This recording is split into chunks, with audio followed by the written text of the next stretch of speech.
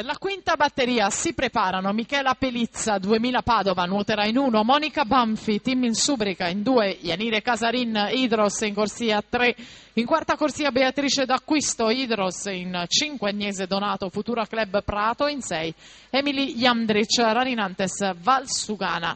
Tanto è Gioele Maria Origlia, 28,50, lei la più veloce al passaggio di metà gara nella quarta batteria.